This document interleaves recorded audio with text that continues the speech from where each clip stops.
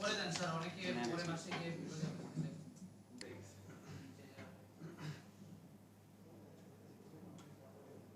এই যে এটা সি প্যানেল, আপনাদেরকে যেখান থেকে হোস্টিং নেন এরকম একটা সি প্যানেল পাবেন।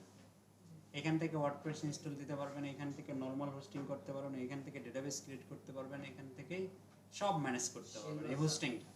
যেমন আমি এখানে একটা পেজ দিতে চাচ্ছি, আমার একটা তৈরি করা ছিল, সেটা আমি এখানে দিতে যাচ্ছি। কোনটা আমি দিব এটাকে দেখে নিই,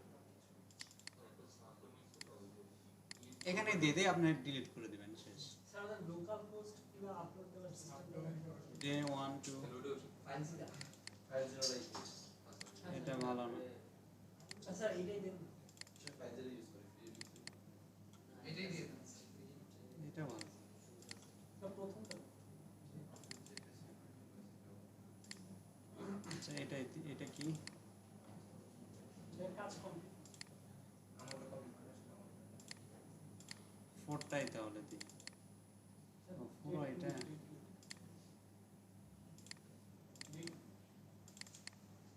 ওকে, এটা দেই। তাহলে এটাকে আপনি কম্প্রেস করবেন ডে 3, এটা তো দেখা যাচ্ছে কম্প্রেসড করে এইখানে যায় ফাইল ম্যানেজার নামে একটা অপশন আছে,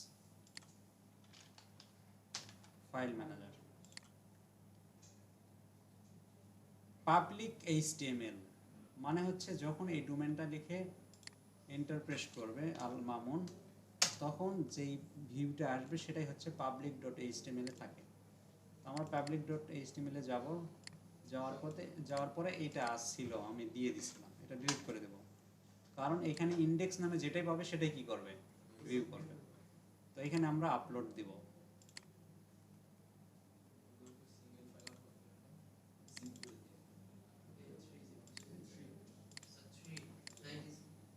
ওকে। এখন আমরা এখানে আসবো, আসার পরে এটা এক্সট্রাক্ট করে নেব। এক্সট্রাক্ট কোথায় করব, এখানে, ওকে। এক্সট্রাক্ট করলাম, সব ফাইল কিন্তু বাইরে নাই, বাইরে রাখতে হবে, ঠিক আছে। তো এটার দরকার নাই, এটাকে ডিলিট করলাম।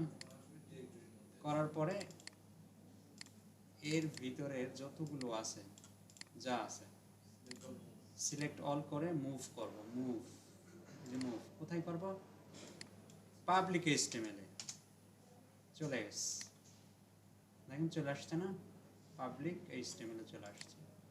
রিলোড দেন, F5 চলে আসছে।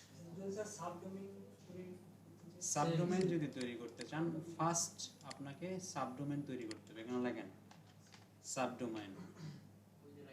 সাবডোমেন ক্লিক করেন, কি নামে সাবডোমেন নিতে চান, মাজিদ, ওকে।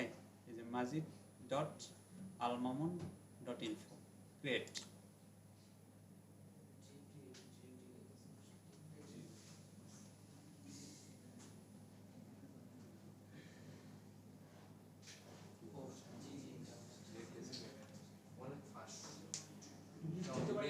আচ্ছা, কালকে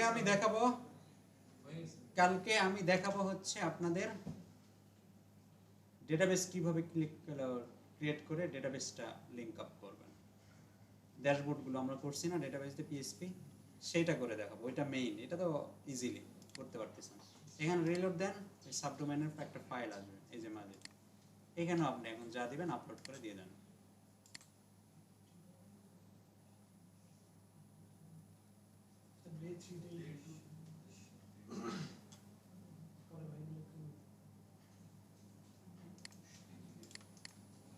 এর ভিতরে কি আছে এটাই দিই,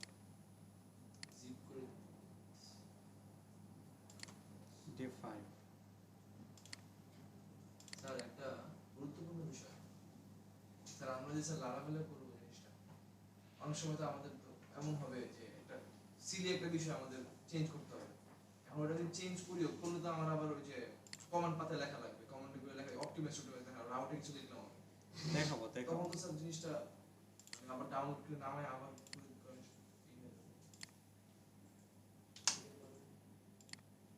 ওইটা আরো সিস্টেমে কাজ করা যায় যদি স্যার কমান্ড লাইন না ডিবি নিয়ে কাজ করতে হবে তখন তাছাড়া আপনি এখানে মাইগ্রেট করতে পারবেন নো প্রবলেম গিটেও কাজ করতে পারবে গিটের মাধ্যমে পুশ করে দিলে গিটের মতো এখানে হয়।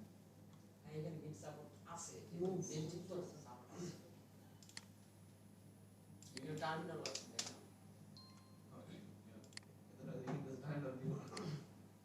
টার্মিনাল অপশন আছে কপি পেস্ট মসজিদ ও মাই গড Yo, bro. ঠিক আছে